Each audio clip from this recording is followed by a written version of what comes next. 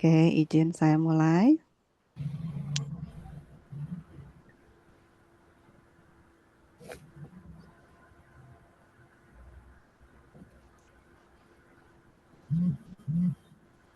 Bismillahirrahmanirrahim.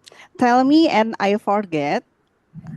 Teach me and I may remember. Involve me and I learn. Benjamin Franklin. Bapak Ibu, kutipan ini mengingatkan kita bahwa belajar itu tidak terjadi ketika guru berbicara paling lama.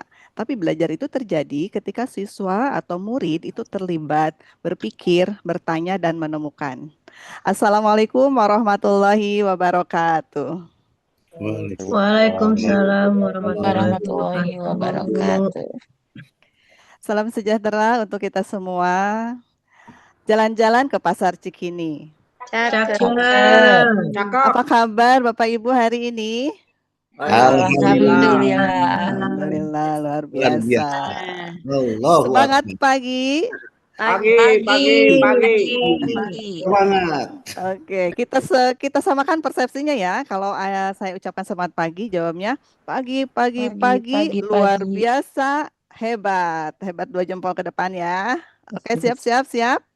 Oke, semangat pagi. Pagi, luar biasa, hebat. Oke, tepuk tangan untuk kita semua. Satu lagi nih, kita harus punya jargon ya untuk KKG kecamatan. Jadi nanti kalau saya ucapkan KKG Kecamatan Cianjur, terus belajar tangan kanannya di dada sebelah kiri, lalu terus berdampak tangannya 2 ke depan. Oke, siap? Siap. Oke. KKG Kecamatan Cianjur, terus belajar, terus berdampak. Oke, sekali lagi. KKG Kecamatan Cianjur, Terus belajar, belajar, terus terus berdampak. Oke, luar biasa. Terima kasih atas kehadiran Bapak Ibu hari ini di hari Minggu yang seharusnya Bapak Ibu libur, tapi masih berkenan untuk hadir dan menimba ilmu. Saya yakin Bapak Ibu di sini adalah pembelajar sejati. Jadi itu bukan hanya kata-kata saja kepada anak-anak, kalian itu harus jadi belajar sepanjang hayat. Nah, ini adalah bukti nyata bahwa Bapak Ibu semua itu benar-benar ya menjadi pembelajar sepanjang hayat. Oke, dan terima kasih yang sudah on cam. Juga saya doakan semua yang on cam dan yang hadir di kesempatan hari ini, semoga semua cita-citanya dapat tercapai. Amin. Semoga semua doa-doanya dikabul Allah. Amin. Semoga senantiasa diberikan kelimpahan rezeki. Amin. Dan tentunya semoga sukses dunia akhirat. Amin. Amin ya Allah ya Rabbal Alamin. Bapak Ibu tentunya tak kenal maka tak sayang, walaupun di sini ada beberapa yang sudah mengenal saya. Tapi izinkan saya untuk menampilkan ya video profil saya yang sudah saya siapkan. Oke.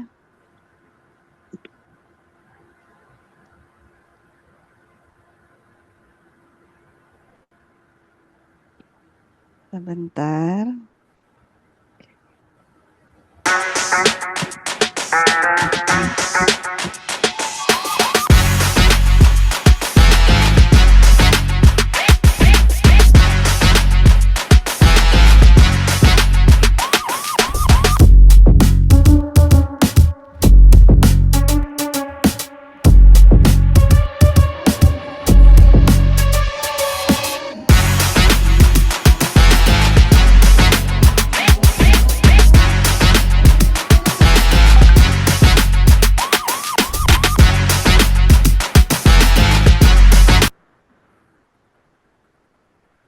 Oke, itu adalah video profil saya. Semoga ini bisa menjadi tambahan, kegiatan ini bisa menjadi tambahan saya untuk bisa bertumbuh.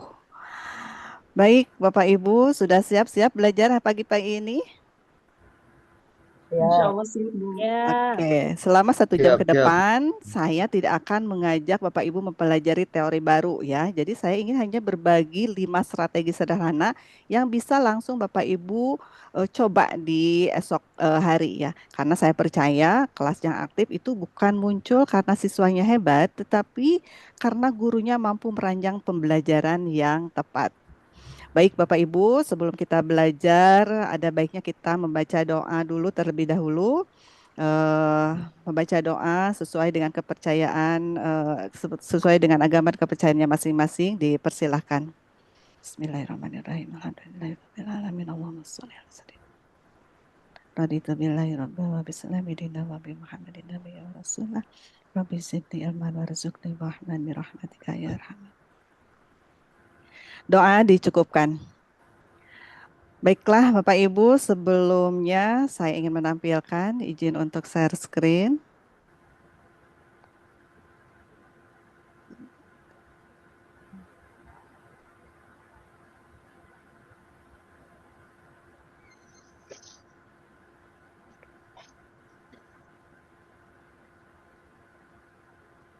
Tadi ada yang hafal judul kita kali ini?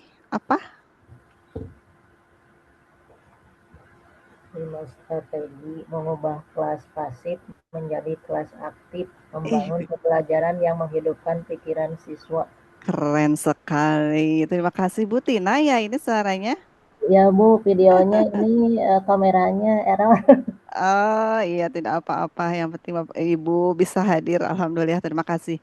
Betul Ya. sekali. Hari ini kita akan belajar mengenai 5 strategi mengubah kelas pasif menjadi kelas aktif. Bagaimana cara membangun pembelajaran yang bisa menghidupkan pikiran siswa ya Bapak Ibu.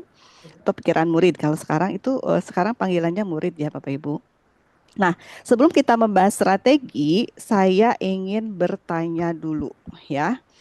Nah, pertanyaannya apa? Saya ingin Bapak Ibu menjawabnya dengan jujur. Menurut Bapak Ibu, apa masalah terbesar di kelas saat ini yang Bapak Ibu hadapi? Boleh sebutkan atau dituliskan di kolom chatnya. Kira-kira apa nih permasalahan yang terbesar yang Bapak Ibu hadapi di kelas saat ini? Ibu maaf, Hmm? izin. Ya. Saya kan memegang kelas 3. Ya, terus kemarin memang waktu pembelajaran itu kan muridnya dari kelas 2, kelas 3 ya baru gitu. Jadi pas pembelajaran waktu itu teh bahasa Indonesia, memang anak teh semua teh jadi kurang begitu aktif gitu. Oke, baik. Ya, Jadi masalahnya anak itu masih pasif ya, masih kurang ya aktif. gitu. Iya gitu, Bu. Oke, terima kasih Bu Tina. Di sini juga ada di kolom chat yang menjawab Ibu Lilis Nuraini. Ibu KS ya ini ya. Anaknya masih kurang fokus. Terima kasih Bu KS sudah hadir. Siswanya ngantuk juga, kurang konsentrasi Pak Yandi. Pak Nurholis masih ngantuk katanya anak-anaknya. Oke, masih kurang disiplin Pak Firman. Oke, jadi menarik sekali ya. Jadi masih ada beberapa di antara kita yang masih mengalami masalah seperti hal tersebut. Di sini juga mungkin ada yang siswanya masih ribut atau sulit diatur atau tadi malas juga atau pasif seperti yang disampaikan Bu Tina. Nah, tapi sebenarnya Bapak Ibu, apakah masalahnya itu ada pada siswa? Hal-hal seperti ini bisa terjadi? Nah, Bapak Ibu, di sini saya ingin mengajak Bapak Ibu untuk membayangkan ya, membayangkan eh, kita suasana di kelasnya ya. Anak-anak itu hadir tepat waktu, terus duduk di bangkunya, bukunya itu sudah dibuka dan matanya sudah menghadap ke depan kepada kita. Tetapi pertanyaannya, apakah mereka benar-benar sedang belajar atau sebenarnya hadir secara fisik? Nah, di sini ada fakta yang mengejutkan. Ternyata ada yang menyatakan bahwa banyak siswa itu hadir secara fisik tetapi tidak hadir secara mental. Mereka mendengar suara gurunya, tetapi pikirannya itu sedang kemana-mana. Jangankan mereka ya, mungkin kita juga kalau kita sedang mengikuti pelatihan, kadang-kadang mungkin kita seperti itu ya. Nah, dan ini terjadi itu bukan karena mereka itu anaknya kurang baik ya, tetapi karena memang pembelajaran belum berhasil mengajak mereka untuk berpikir. Nah, kata kuncinya belum berhasil mengajak mereka untuk berpikir. Nah, kalau begitu, Bapak Ibu, saya ingin bertanya lagi dengan pertanyaan lanjutan. Oke, sebentar. Nah, coba kita refleksi sebentar dalam pembelajaran selama 35 menit awal ya, siapa yang paling banyak berbicara di kelas Bapak Ibu? Di antaranya apakah itu guru atau murid? Ya, boleh di sini yang merasa gurunya masih lebih banyak yang berbicara daripada murid? Guru. Masih ada? Guru, Bu. Biasanya Guru, kebanyakan guru, Bu.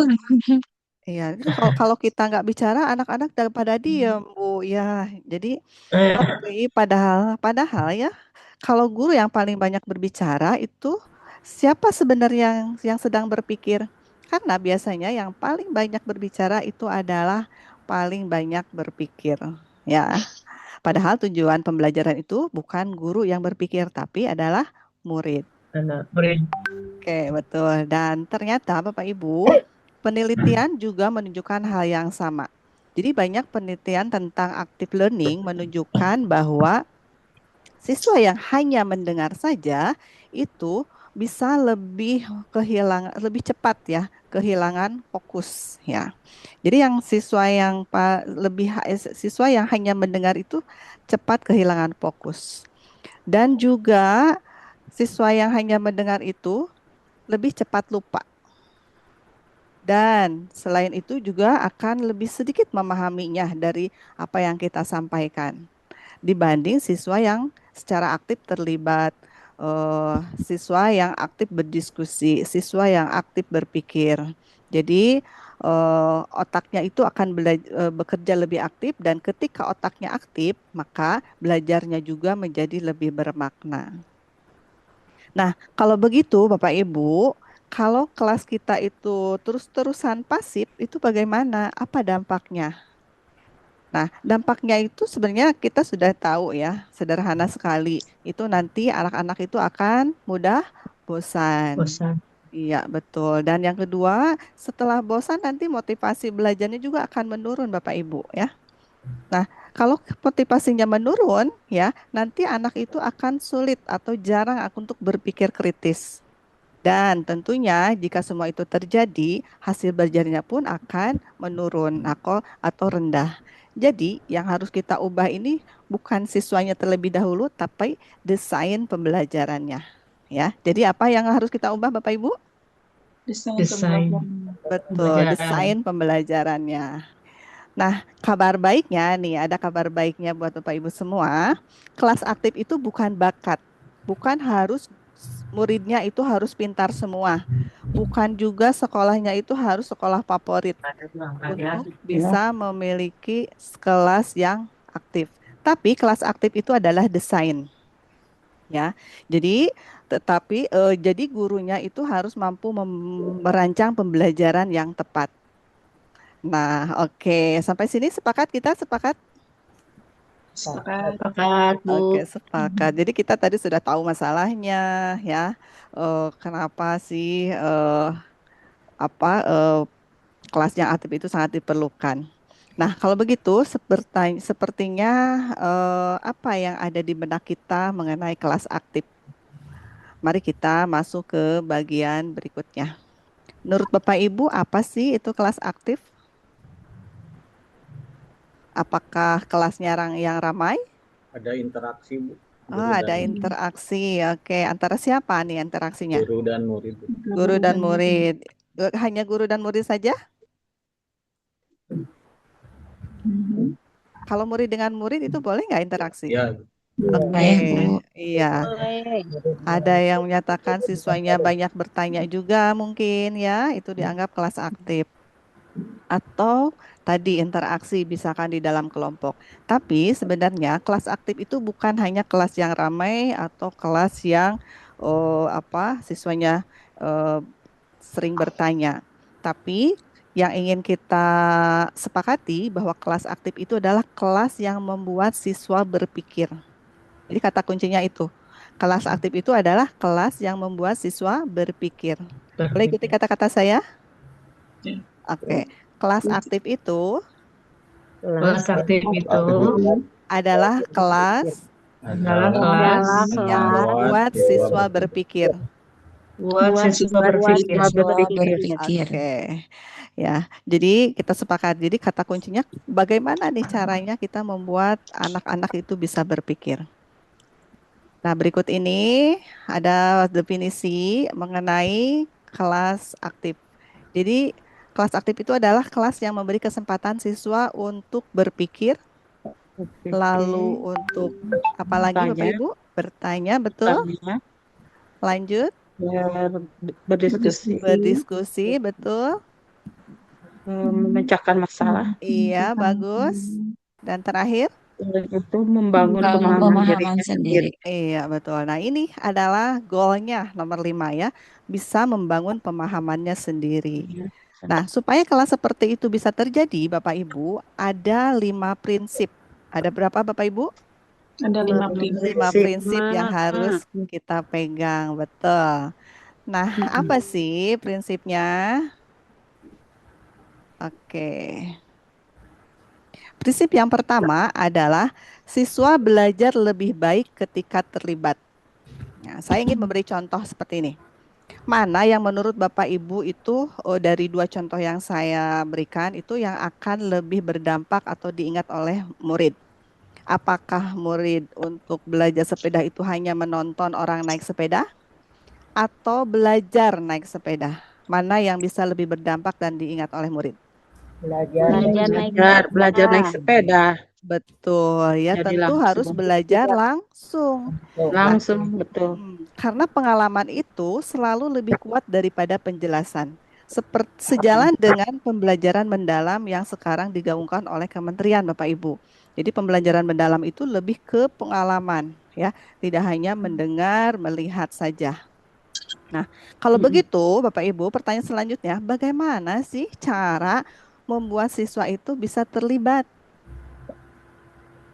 Nah, ini adalah prinsip kedua, yaitu pertanyaan itu lebih penting daripada ceramah panjang. Nah, Bapak Ibu, banyak guru yang masih berpikir semakin panjang menjelaskan, semakin banyak siswa yang belajar atau semakin banyak murid yang belajar. Padahal seringkali justru sebaliknya, yang membuat murid berpikir itu bukan ceramah panjang, tetapi adalah pertanyaan yang baik. Nah, jadi guru yang hebat itu bukan selalu punya banyak jawaban, tapi yang mampu mengajukan pertanyaan yang membuat muridnya berpikir. Nah, menurut Bapak Ibu, lebih sulit membuat jawaban atau lebih sulit membuat pertanyaan? Membuat pertanyaan. Jawaban Lebih sulit membuat pertanyaan. Betul, betul sekali. Ya. Nah, mengapa pertanyaan itu begitu penting, Bapak Ibu? Kenapa begitu penting? Nah, ini adalah prinsip yang ketiga. Karena belajar itu terjadi ketika muridnya berpikir. Nah, ini kata kuncinya lagi. Siswa, murid berpikir. Nah, belajarnya itu bukan ketika guru menjelaskan, tapi ketika muridnya berpikir. Ya, saat mereka membandingkan, menebak, menghubungkan, menjelaskan. Nah, itu ada di tahap, kalau di pembelajaran mendalam itu ada di tahap aplikasi. Kan tiga tahapan ya untuk kegiatan inti di pembelajaran mendalam. Yang pertama itu mengetahui ya, itu ketika guru menjelaskan atau melihat video atau apa. Nah, yang kedua itu aplikasi. Aplikasi itu ketika murid membandingkan, menebak, menghubungkan, melakukan sesuai dengan apa yang dijelaskan. Ya. Nah, saat itulah proses belajar murid itu berlangsung. Nah, tetapi Bapak Ibu, ternyata masih ada satu tantangan. Tantangannya apa? Di prinsip keempat, semua siswa itu harus terlibat. Nah, bayangkan Bapak Ibu muridnya di sini berapa satu kelas? Kalau boleh tahu.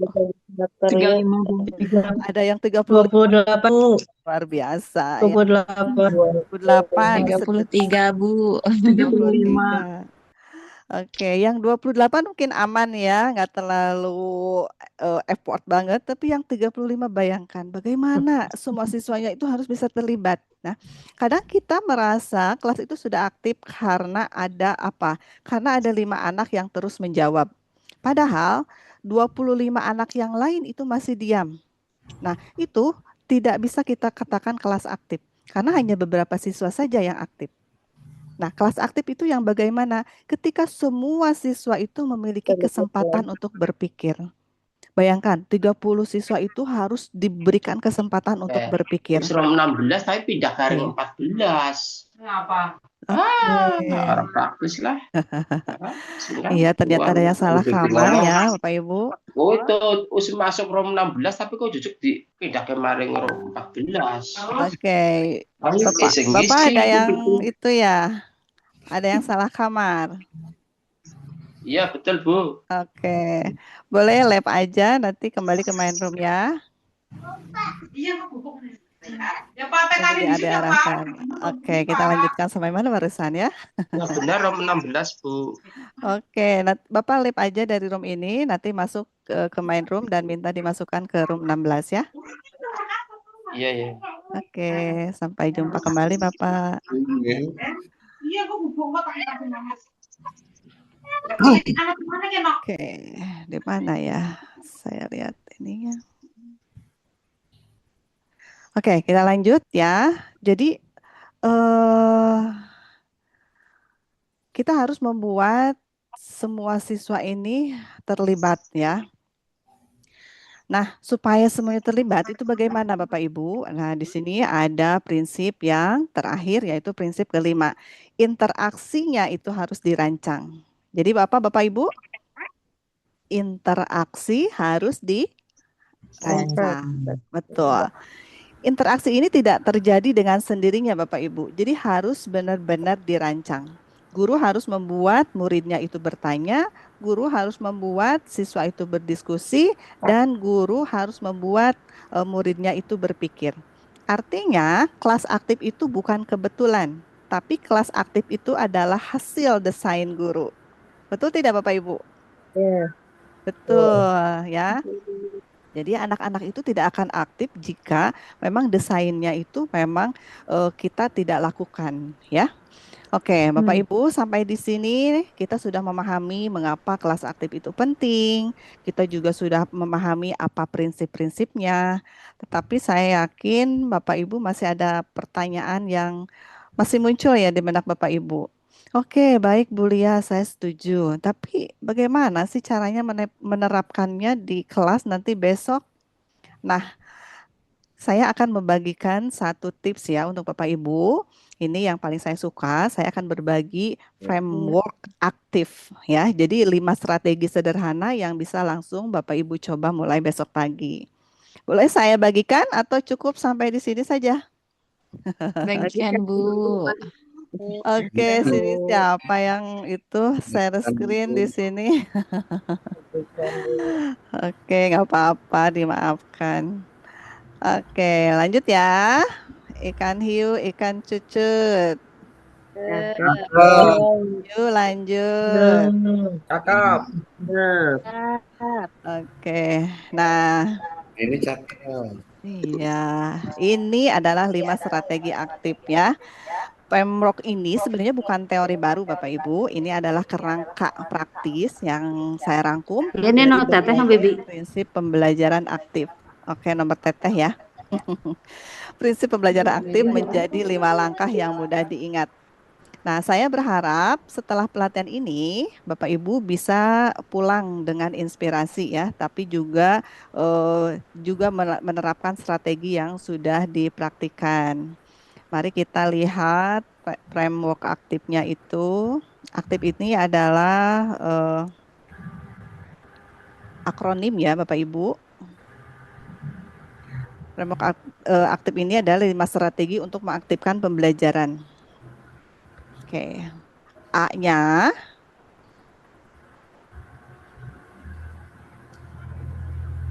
itu awali dengan pertanyaan. Lalu K-nya Oke, boleh Bapak Ibu baca bersama? Kolaborasikan pembelajaran. Oke, bagus. Kolaborasikan Lalu T-nya? Kolaborasi. Tunggu sebelum menunjuk. Belum menunjuk. Iya, lanjut. I-nya? Ikutan Semua semua siswa. siswa. Boleh, bagus. Dan terakhir F? Fasilitasi refleksi. Oke, itu adalah framework aktif ya yang saya ingin bagikan kepada Bapak Ibu semua. Nah, kita mulai dari huruf pertama dulu, huruf A, yaitu awali dengan pertanyaan. Nah, Bapak Ibu, banyak guru masih membuka pembelajaran dengan cara seperti ini. Misalkan, hari ini kita akan belajar mengenai siklus air. Nah, itu tidak salah dan memang harus disampaikan ya, karena itu menyampaikan tujuan pembelajaran sesuai dengan CP atau ATP yang Bapak Ibu pilih. Dan itu memang harus. Tapi, jika kita munculkan di awal, itu akan kurang efektif untuk membangkitkan murid supaya bisa berpikir. Jadi kita awali dengan pertanyaan ya. Kita awali dengan pertanyaan atau kita sebut mana pertanyaan pemantik ya Bapak Ibu. Jadi kita ubah contohnya seperti ini. Oke, di sini saya punya contoh. Cara yang pertama itu misalkan seorang guru mengatakan, anak-anak hari ini kita akan belajar tentang siklus air. Lalu yang kedua, guru yang kedua coba bandingkan ya. Anak-anak, menurut kalian mengapa sih pakaian yang dijemur itu bisa kering? Nah, menurut Bapak Ibu, pembukaan mana yang bisa membuat anak itu langsung berpikir? Mengapa pakaian yang dijemur bisa kering? Betul. Nah, seketika anak-anak itu kan langsung berpikir, oh iya ya, kenapa ya? Kok bisa ya yang asalnya basah ada airnya itu bisa jadi kering. Nah, langsung mereka berpikir. Jadi, pertanyaan yang baik ini akan membuat otak bekerja sebelum guru itu menjelaskan, ya. Jadi anak-anak sudah bekerja otaknya ya sebelum gurunya itu menjelaskan. Nah, teknik pertanyaannya bagaimana Bapak Ibu? Ini ada 3 teknik yang saya perkenalkan di luar teknik-teknik lain yang masih banyak ya Bapak Ibu. Nanti Bapak Ibu bisa menambah lagi referensinya.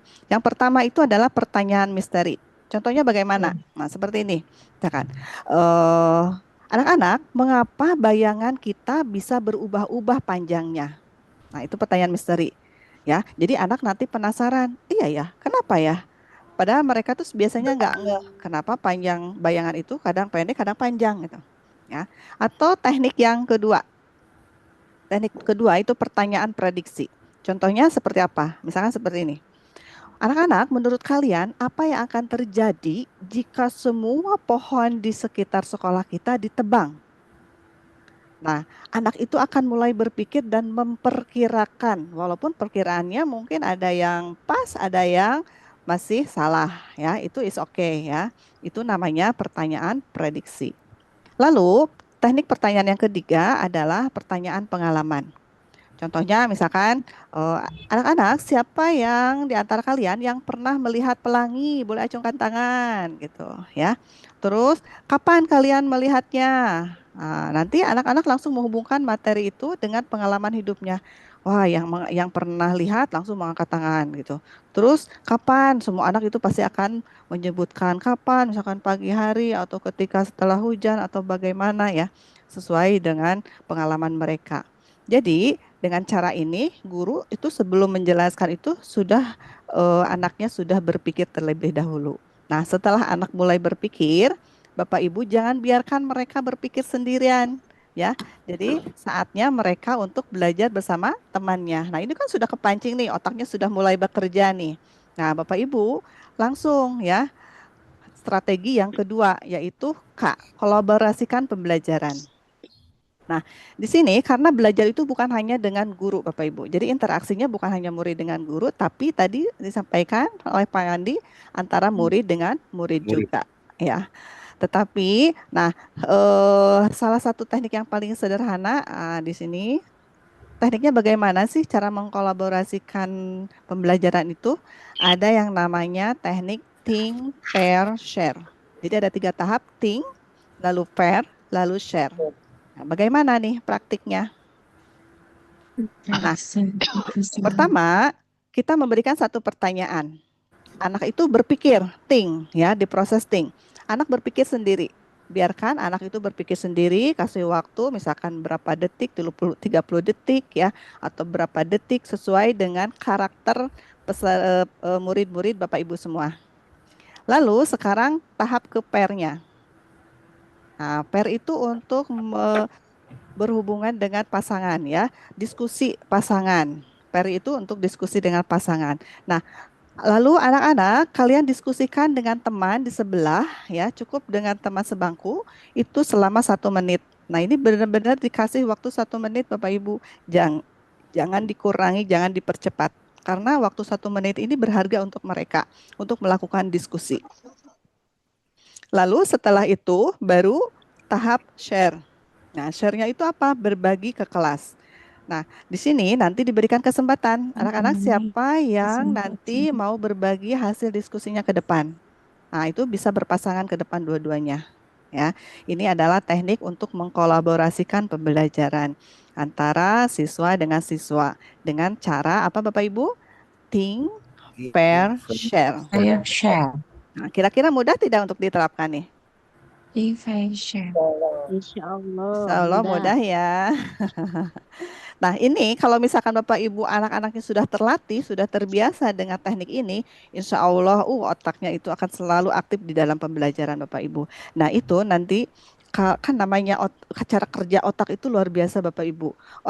Otak manusia itu memiliki sel 100 miliar yang dimana setiap sel itu bisa sambung menyambung ketika dia mendapatkan ilmu baru. Bayangkan kalau Bapak Ibu selalu membuat anak itu berpikir berapa ratus ribu mungkin ya sel-sel yang bisa Bapak Ibu sambungkan di otak anak-anak kita. Nah, dan itu jika terus dilakukan berulang-ulang itu akan menebal. Itu artinya adalah anak-anak itu menjadi cerdas ya. Karena ketika tidak dilakukan berulang, ini sambungannya hanya tipis saja. Itu kemungkinan untuk ingatnya itu sedikit. Tapi kalau berulang-ulang ya, seperti hanya kalau belajar hafalan ya, murojaah, itu insya Allah anak itu akan lebih cerdas. Nah, masalahnya, tetapi masih ada satu kebiasaan guru yang masih sering membuat pasif. Apa sih? Kadang-kadang kita tidak menyadarinya ya. Nah, ada strategi selanjutnya itu tunggu sebelum menunjuk. Nah, sebelum bertanya, apa yang biasanya kita lakukan? Baru 1 detik, kadang kita langsung menunjuk. Ya, kita langsung menunjuk, jawab. Padahal sebagian besar itu belum sempat berpikir Bapak Ibu. Kalau kita sudah menunjuk satu orang, anak itu sudah menjawab, yang lain udah stop, nggak mau berpikir karena sudah dijawab sama anak yang lain. Betul tidak Bapak Ibu? Betul. Nah, jadi makanya kita harus menunggu beberapa detik supaya semuanya itu anak yang ada 30 siswa itu bisa berpikir dulu dengan jawaban yang beraneka ragam. Lalu baru setelah itu kita boleh menunjuk atau anak tunjuk tangan. Tunjuk tangan pun tidak harus langsung, jadi harus menunggu waktunya ya. Jadi bagaimana tekniknya? Nah, tekniknya adalah kekuatan 5 detik. Jadi setelah Bapak Ibu bertanya, tunggu, hitung. 1, 2, 3, 4, 5. Lalu tatap semua anak, pilih salah satu dari sekian banyak anak yang mengacungkan tangan. Kalau tidak ada yang mengacungkan tangan, boleh Bapak Ibu menunjuk. Ya. Ya, jadi itu cara untuk bisa melibatkan anak semuanya itu bisa berpikir. 5 detik itu terasa lama memang bagi kita ya Bapak Ibu ya. Tapi itu akan sangat berharga bagi siswa-siswa kita, bagi murid-murid kita ya. Nah, sekarang bagaimana pertanyaannya? Nah, sekarang pertanyaannya itu kita harus memastikan semua siswa itu ikut berpikir. Ya, bagaimana sih caranya supaya murid-murid kita itu bisa ikut berpikir? Nah, di strategi berikutnya kita harus ikutkan semua siswa atau semua murid. Jadi jangan hanya siswa yang pintar saja yang berpikir, jangan hanya yang aktif saja yang menjawab, tapi semua anak itu berhak mendapatkan kesempatan berpikir. Nah, caranya bagaimana Bapak Ibu? ada beberapa cara sederhana yang Bapak Ibu bisa praktekkan. Di sini akan saya bagikan ada 5 ya, strategi praktis.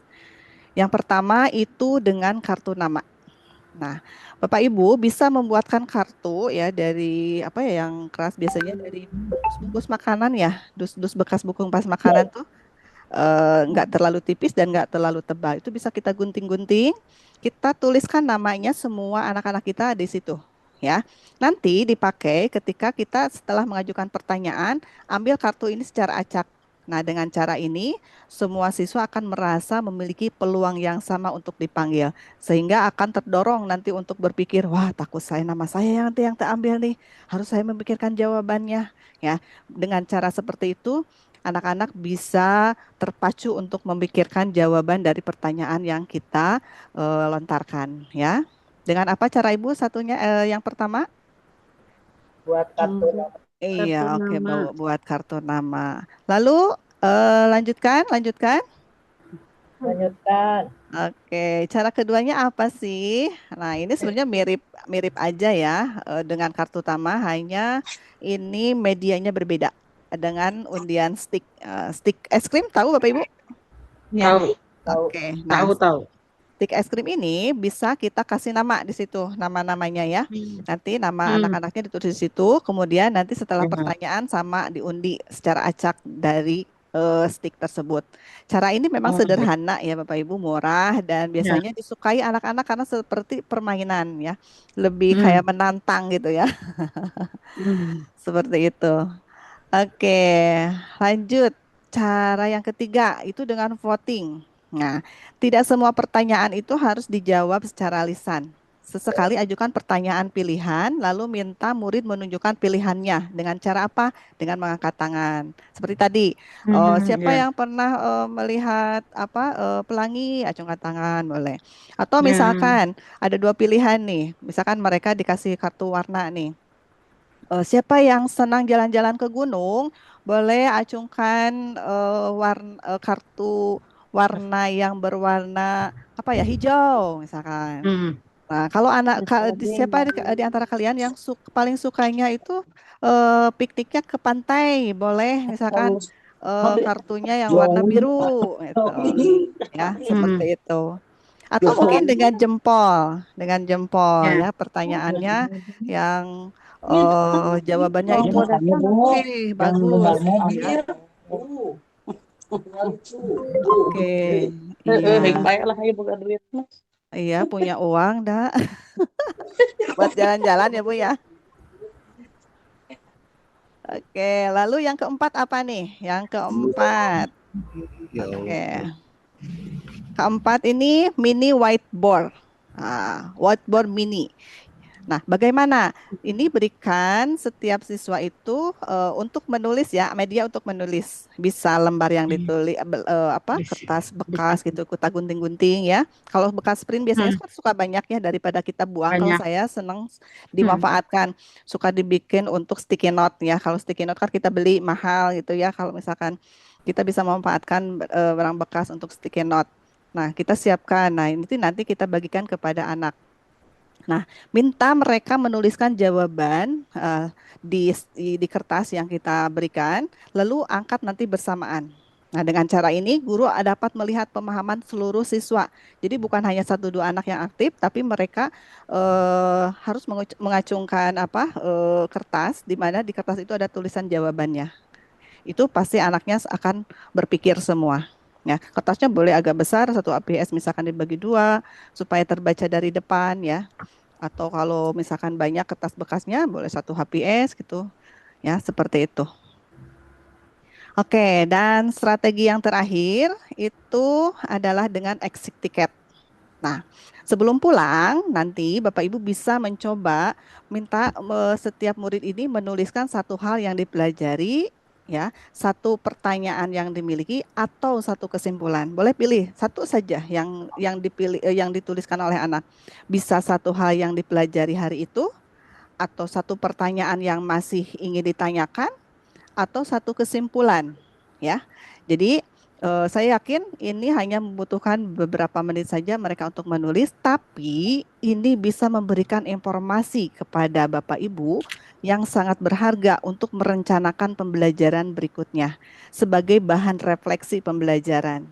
Ya, ini kalau kita biasakan, Bapak Ibu pastinya ya ini akan membutuhkan waktu untuk prepare ya, untuk menuliskan dan utamanya nanti untuk membaca. Tapi Bapak Ibu jangan skip dan jangan merasa itu buang-buang waktu, tapi itu adalah sesuatu yang berharga yang dapat Bapak Ibu refleksi untuk perbaikan pembelajaran Bapak Ibu semua ya.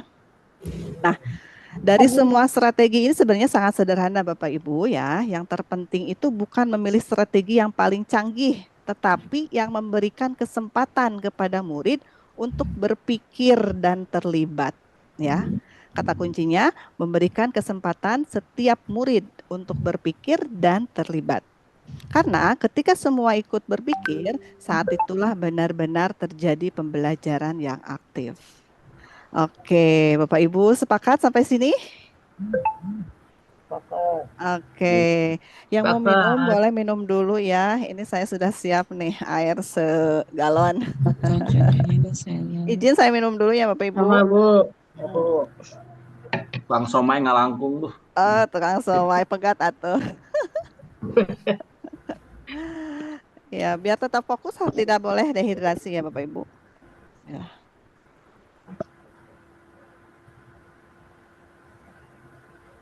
Alhamdulillah. Bu bari jeruk mal Bu. Ih hoyong atuh kandiekeun jerukna. Petis. Bala-bala Bu. Bala-bala. Komo bala-balahan tah. Insyaallah. Karesep abdi tah. Eleh bisa ge ku bala-bala mah. Oke, ikan cucut, ikan hiu. Lanjut yuk. Ayo. Nah, setelah siswa tadi aktif berpikir dan ya lanjut. Ya, setelah tadi muridnya itu aktif berpikir dan terlibat sepanjang pembelajaran, masih ada lagi satu langkah yang kadang-kadang mungkin masih kita terlupakan ya. Bagaimana kita membantu mereka menyadari apa yang sudah mereka pelajari. Nah, ini kadang-kadang kita skip di akhir ya, padahal itu sangat bermakna sekali untuk mereka. Dan ini sejalan dengan pembelajaran mendalam yang memiliki tiga kriteria ya, harus bermakna, berkesadaran dan bergembira. Nah ini berkesadaran ini kita harus bantu Bapak Ibu. Nah mereka itu harus menyadari apa yang sudah mereka pelajari. Dan ini adalah strategi yang terakhir ya, yaitu dari akronim huruf P, fasilitasi refleksi.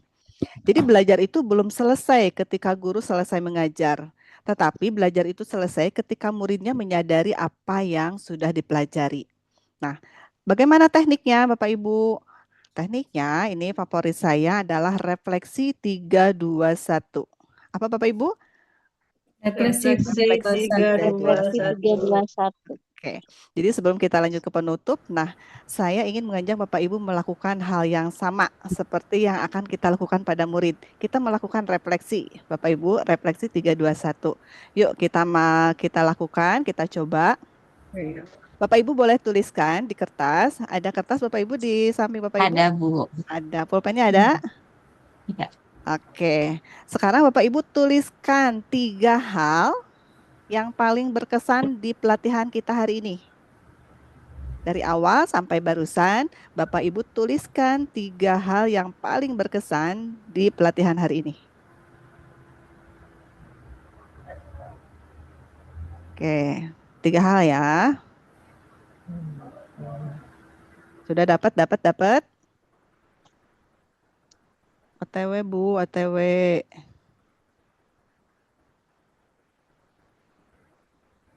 Sudah Bu. Oke, sudah. Sekarang lanjut yang duanya. Yang keduanya itu adalah Bapak Ibu tuliskan 2 hal yang menurut Bapak Ibu mungkin paling mudah diterapkan di kelas. 2 hal yang menurut Bapak Ibu paling mungkin diterapkan di kelas Bapak Ibu. Dua hal tadi yang sudah Bapak Ibu pelajari, yang paling mungkin untuk diterapkan di kelas Bapak Ibu. Karena setiap kelas pasti punya karakter sendiri ya.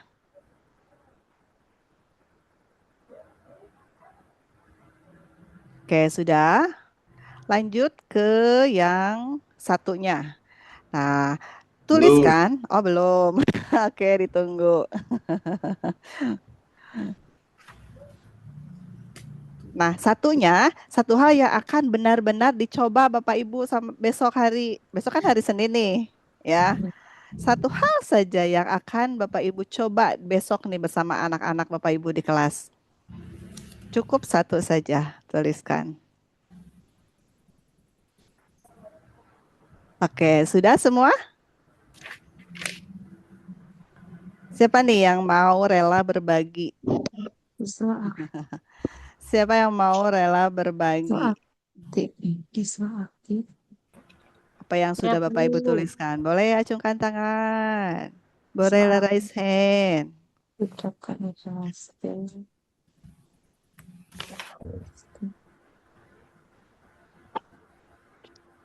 Ya, Ibu Nia Kurniati. Silakan, Bu. Ya, Bu. Oke. Bu Nia perkenalkan dulu dari mana? Ya. Saya Nekurniati dari STN Islamic Center, Ibu Gugus Oh Bu. iya, alhamdulillah. Silakan, Bu. Refleksi 321 untuk 3 hal yang berkesan. Yang pertama bisa silaturahmi. Dari tadi awalnya silaturahmi nasional ya Bu ya. Sekarang juga lebih dekat mungkin silaturahmi khusus kabupaten Kecamatan. khusus gitu. Iya. Iya.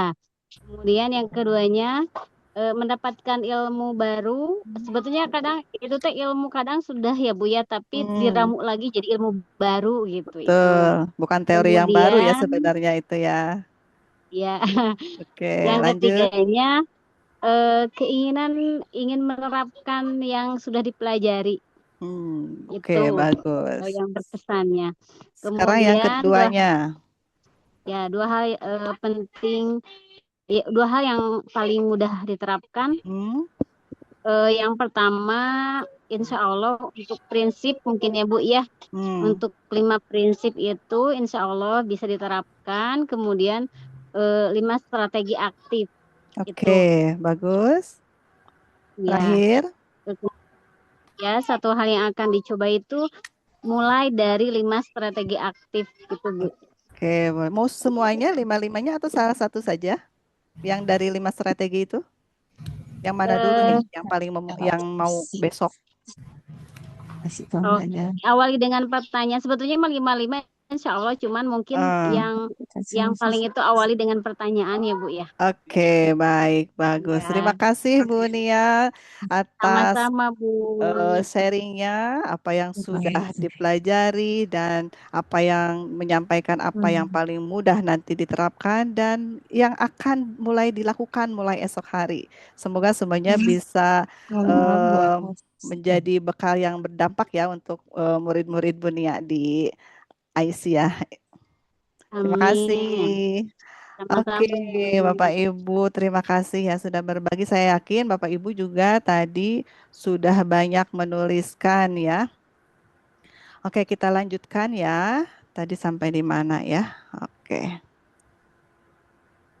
Nah, jadi refleksi itu membutuhkan waktu yang lama tidak Bapak Ibu?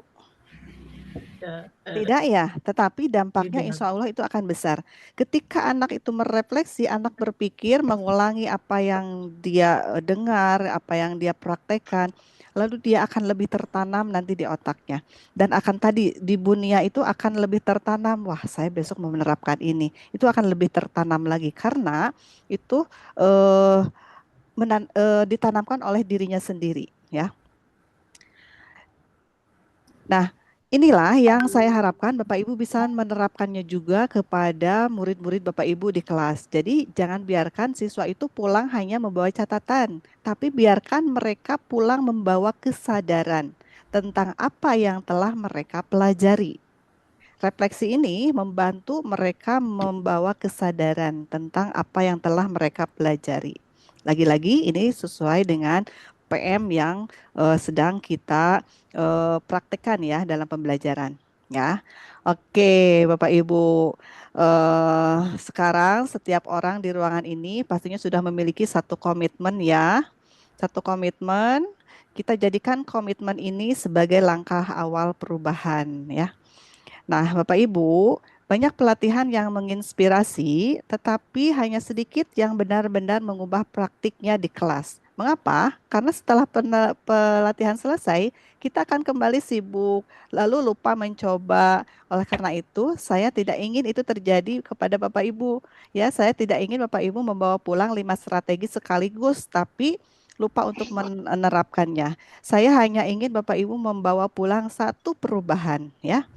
Nah, Bapak Ibu harus membuat catatan. Nah, minggu depan itu saya akan mencoba pilih salah satu saja, tuliskan di kertas yang tadi ya Bapak Ibu. Minggu depan saya akan, nah boleh pilih. Satu, memulai dengan pertanyaan. Kedua, atau menggunakan think, spare, share. Atau pilih yang ketiga, memberi white time. Yang tadi 3-5 detik itu. Atau yang keempat, melakukan refleksi. Bapak Ibu pilih hanya satu saja, tuliskan di kertas itu. Semoga itu nanti bisa menguatkan apa yang akan Bapak Ibu lakukan di minggu depan ini. Tidak perlu semuanya Bapak Ibu. Satu minggu Bapak Ibu boleh coba hanya satu strategi saja. Lakukan tiap hari sampai Bapak Ibu terbiasa. Nanti minggu kedua Bapak Ibu coba strategi yang lain. Lalu minggu ketiga dan berikutnya sampai nanti dari pelatihan kita yang hanya 1 jam ini atau sekian puluh menit ini nanti bisa menjadi proyek Bapak Ibu dalam 1 bulan atau mungkin 2 bulan, 3 bulan. Ya, itu dilakukan konsisten 1 minggu untuk 1 strategi. Itu akan lebih berdampak untuk kita dan kita akan lebih terbiasa nantinya. Nanti kita buat lagi untuk minggu depannya. Bisa Bapak Ibu? Insya Allah, Bu. Iya ya. Jadi kuncinya adalah istiqomah dan jangan terlalu banyak. Kalau semuanya langsung diselewegeun, biasanya orangnya kabuhulannya. Jadi satu-satu.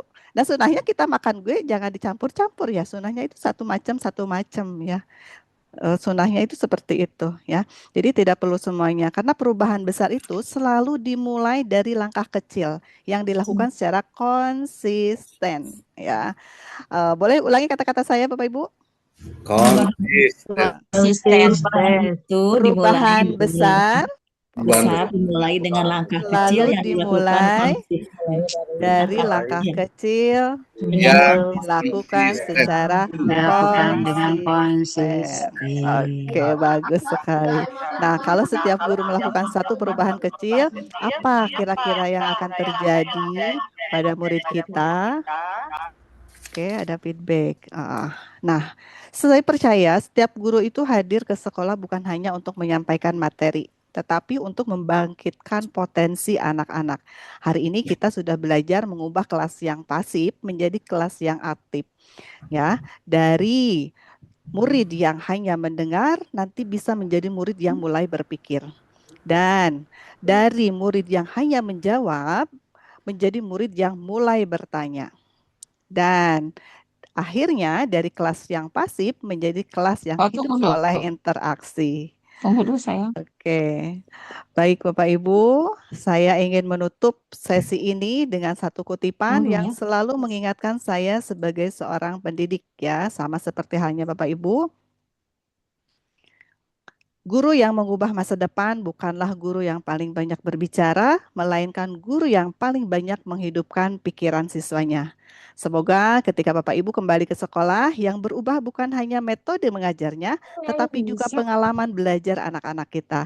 Karena perubahan pendidikan selalu dimulai dari satu guru di satu kelas. Mari kita pulang bukan hanya dengan pengetahuan yang baru, tetapi dengan tekad untuk menghadirkan pembelajaran yang membuat setiap anak berpikir, berani bertanya, dan senang belajar. Terima kasih atas perhatian dan semangat dan partisipasi Bapak Ibu. Semoga framework aktif ini tidak berhenti menjadi materi pelatihan, tetapi benar-benar hadir dalam pembelajaran kita setiap hari. Karena setiap pertanyaan yang kita ajukan, setiap kesempatan yang kita berikan kepada murid untuk berpikir adalah investasi bagi masa depan mereka. Betul tidak Bapak Ibu? That's Oke. right. Jalan-jalan ke bulan bawa selasi. Cakep. Cukup sekian dan terima kasih. Wassalamualaikum warahmatullahi wabarakatuh. Iya, tuh dipoto dulu. Sama Bu. Oke, siap. Boleh foto bersama? Sebelum nanti setelah waktu kita 5 menit lagi. Oke, boleh ada yang bantu atau saya sendiri aja ya? Dipoto, Bu. Iya, oke. Mama jalan-jalan. Mau laptop. Pasang senyum yang terbaik. 1, 2, 3. Oke. Sekali lagi boleh angkat jempolnya. Sebentar. Oke. Mau gaya apa lagi? Satu lagi. Apa ya? G7KI. Di sini. Oke, 1, 2, 3. Oke. Bapak Ibu mungkin ada yang mau berbagi. Kita punya waktu 4 menit. Atau ada strategi yang ingin dibahas mungkin? Atau yang ingin sharing, boleh? 4 menit sebelum menuju ke main room. Bapak Ibu saya ingatkan, nanti kita kembali ke main room dan mohon izin kalau Bapak Ibu berkenan untuk tetap hadir. Nanti ada graduation ya. Bagaimana sih hasil usaha saya dan juga rekan-rekan mengikuti pelatihan School of Trainer. Ini mungkin bisa menjadi inspirasi juga untuk Bapak Ibu semua. Siapa tahu nanti ada yang ingin mengupgrade dirinya juga menjadi seorang trainer, dan atau kita bersama-sama nih kita buat KKG Gugus kita ini lebih eksklusif lagi ya. Ketika kita mengadakan pelatihan kita lebih profesional. Ayo kita belajar bareng-bareng. Siap Bu. Oke. Boleh yang mau bertanya? Bu, nanti boleh di-share materinya ya, Bu ya? Oh, siap. Nanti saya share di chat room ya, di chat room di main room. Materinya bisa unduh dari sana. Ya. Nah, nanti juga saya ada rencana dengan KKG Kecamatan ya untuk berkumpul, belajar bareng-bareng ya bagaimana mengelola suatu kegiatan atau mengelola suatu event. Karena mengelola suatu event itu memang butuh pengorbanan ya, waktu, tenaga, pikiran juga Bapak Ibu. Dan ketika yang berperan menjadi peserta, tampaknya ini kita sudah mau dipanggil. Dan yang ketika kita menjadi peserta Bapak Ibu ya, saya angkat jempol untuk Bapak Ibu yang mau terlibat aktif. Karena ilmu yang disampaikan ketika pelatihan itu akan lebih bermakna untuk kita ketika kita bisa lebih aktif merespon. Dan insya Allah yang memberikan ilmu itu Allah, dan Allah Maha Tahu, dan selalu kita luruskan niat ya ketika kita mau belajar, kita niat mau belajar, insya Allah kita akan dapat sesuatu dan yang paling berharga untuk selalu bisa mengupgrade diri kita, dan semakin hari kita akan selalu bertumbuh. Jadi tidak akan stuck, kita tidak akan jalan kaki, tapi kita akan selalu bertumbuh bersama. Oke, baik Bapak Ibu, kita akan kembali ke main room. Sampai jumpa di main room dan terima kasih sekali lagi. Semoga Bapak Ibu diberikan kesehatan yang luar biasa. Amin. Dadah.